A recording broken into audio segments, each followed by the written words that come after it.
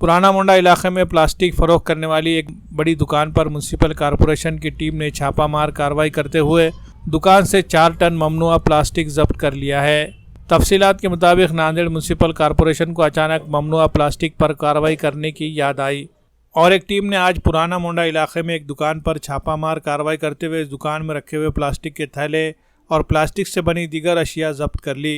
पुराना मोंडा इलाके में प्लास्टिक के थैले और प्लास्टिक के मसनूआत फरोख्त करने वाली बहुत सी होलसेल दुकानें हैं। म्युनिसिपल कॉरपोरेशन इस जगह पर कई बार कार्रवाई कर चुकी है, लेकिन दोबारा इस दुकान से ममनुआ प्लास्टिक का सामान फरोख्त किया जा रहा है। बड़ी पाबंदी के बाद म्युनिसिपल कॉरपोरेशन ने आज फिर इस इलाके में कुछ दुकानों के खिलाफ कार्रवाई की है। प्लास्टिक के थैले, सिंगल यूज़ प्लास्टिक का सामान जब्त कर लिया गया। असिस्टेंट डिप्टी कमिश्नर गुलाम सादिक ने म्युनिसिपल इंतज़ामिया की जानिब से की गई कार्रवाई की तफसीलात कुछ इस अंदाज में बयान की।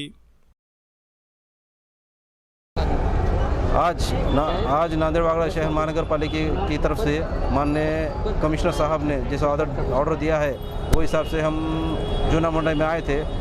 जूना मुंडा में जो 8 से 9 दुकानें हैं, वहाँ वो दुकानों पर प्लास्टिक बंदी जिसकी है, यानी कि द्रोण है, ग्लास है, चमचे है, कटोरियाँ हैं, वो सब यहाँ दुकान में दिखे। इसकी वजह से हम वो माल को जब्त कर उनको फ़ाइन लगाया। आज कम से कम माल इनके पास 3 से 4 टन माल हमने जब्त किया है।